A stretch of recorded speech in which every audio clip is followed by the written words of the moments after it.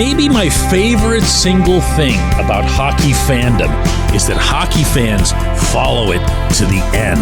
That does not happen in every sport. Good morning to you. Good Friday morning. I'm Dejan Kovacevic of DK Pittsburgh Sports, and this is Daily Shot of Penguins. It comes your way bright and early every weekday. If you're into football and or baseball, I also offer daily shots of Steelers and Pirates in the same place that you found this. It'll be Panthers versus Oilers in Game 1 of the Stanley Cup Final tomorrow night in Sunrise. That's an 8 p.m. face-off, and that's going to be the beginning of what I expect will be just a not really very interesting series at all. I mean, I hope I'm wrong. This is why I got out of the predictions business. I'm just sharing a feel right now. I hope that it's entertaining as anything that we've seen in hockey all year. I hope that there are either goals galore or, airtight, every shift feels like the end of the world, intense defense, that there's great goaltending at either end, that there's a back and forth in the actual results and all of that travel. Are you kidding me? From northern Alberta to southern Florida? And all of that becomes a variable, and Connor McDavid wants to rise up and finally get his cup, and Matthew Tkachuk is in his face and in Stuart Skinner's face and everybody's face. But I gotta tell you, I think this matchup from the Edmonton perspective could not be worse. And I say that with a full appreciation for who and what McDavid and Leon Draisaitl are, above and beyond all else. Yeah, they've got other players. They've got Ryan Nugent-Hopkins. They've got a limping but still there Evander Kane. They've got Evan Bouchard, who's just been explosive from the back end for them. They appear to be, finally, for the first time in more than a decade, getting intelligently coached by Chris Knobloch. They've killed off 28 consecutive penalties by their opponents. But this is where it's gonna all stop. Because for everything that I just mentioned, Florida has an answer. The Oilers have the two very best players in the series, but the Panthers have superstars, legitimate hockey superstars in their own right, in Tkachuk, Alexander Barkov, and do not forget 57-goal scorer Sam Reinhart. This episode is brought to you by Bet Online, your number one source for all your summer sports needs this season, from Major League Baseball, golf, NHL, NBA playoffs. Get the latest odds and lines, including all team matchups, player props, odds on just about everything that's out there.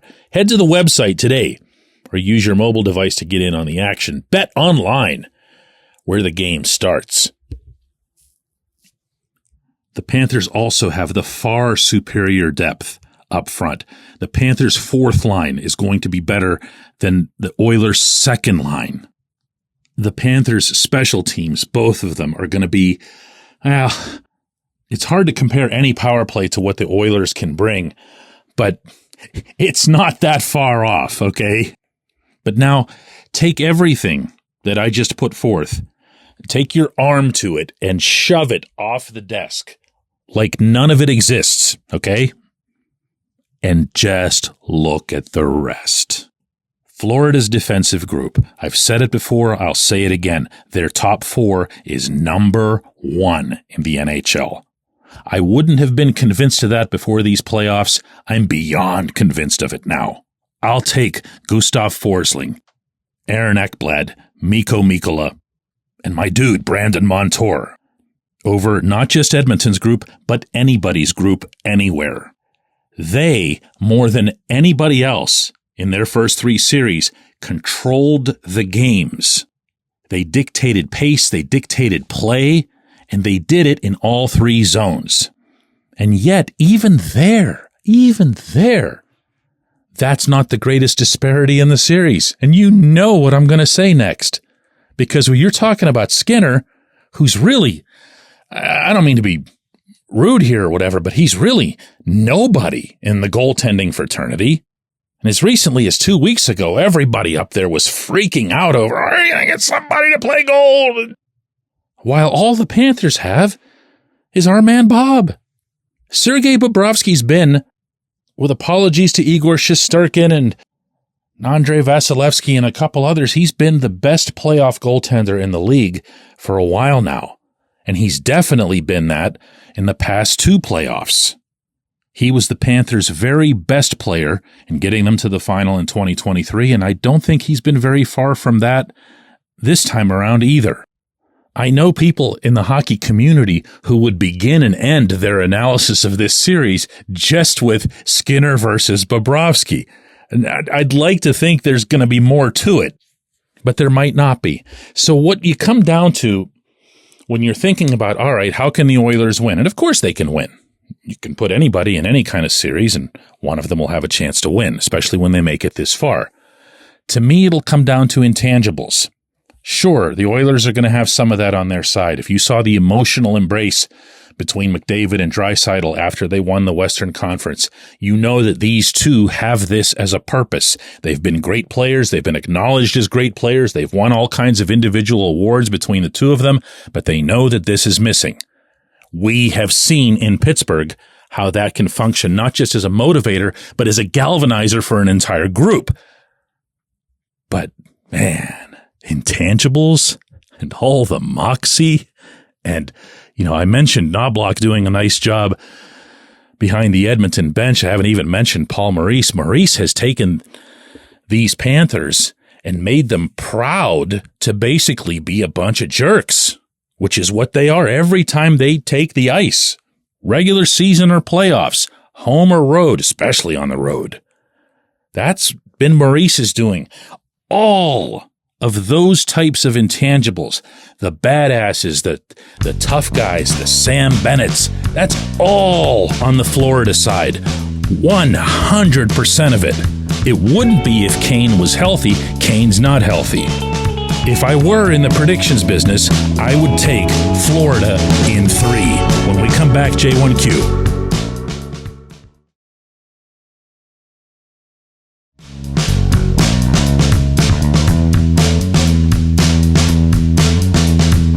Today's J1Q comes kind of as expected as a response to my Connor McDavid rant yesterday that really shot down or attempted to shoot down this notion that if he wins the cup, he's in the GOAT discussion, meaning greatest of all time. He's not even in the solar system of that, I think, at the moment. And all he would do is begin to inch toward the conversation if he does win it.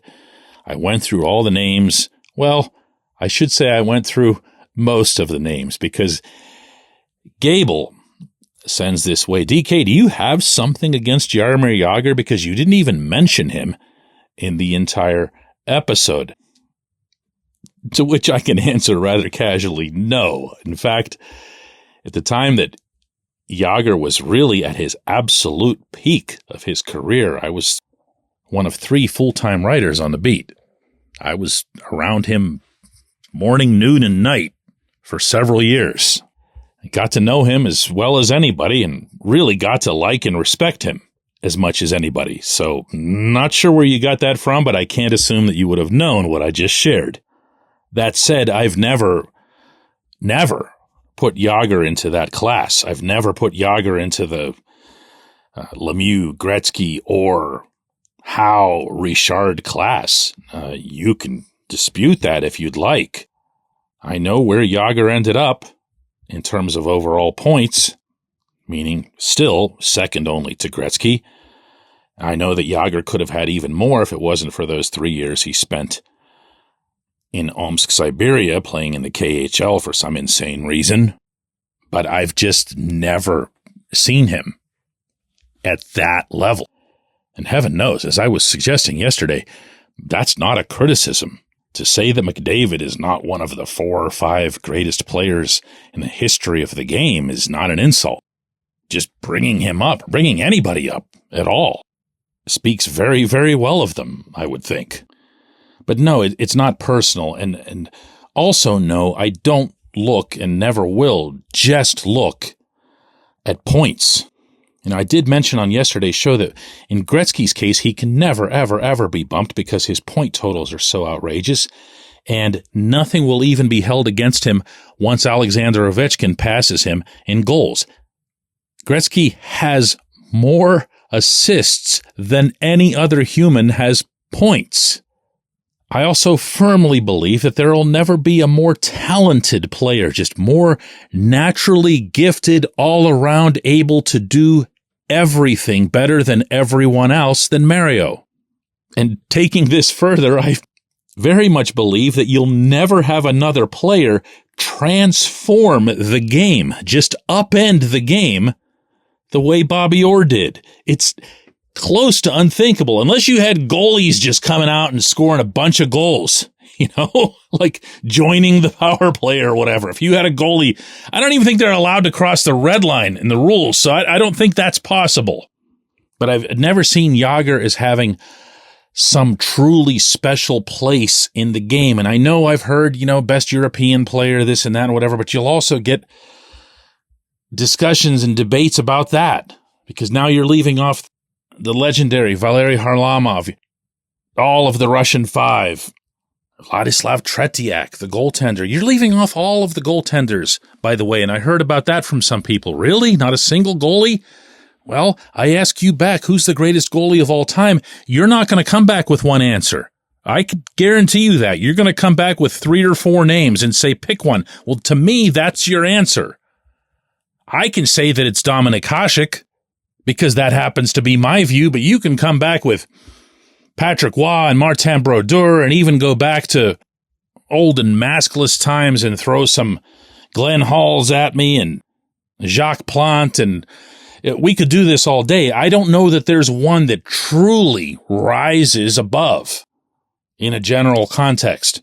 Similarly, I don't know that Jágr is the best European player of all time, or was he the one who arrived with the greatest opportunity at the greatest time, at the time when the league was at its absolute peak in scoring and with a team that was just loaded to the gills, won a championship in his first 2 seasons. Whatever, you get the idea. I don't have anything against him, to say the least. He's just not somebody that I've put there. I appreciate the question. I appreciate everybody listening to Daily Shot of Penguins, and we're going to do another one of these on Monday.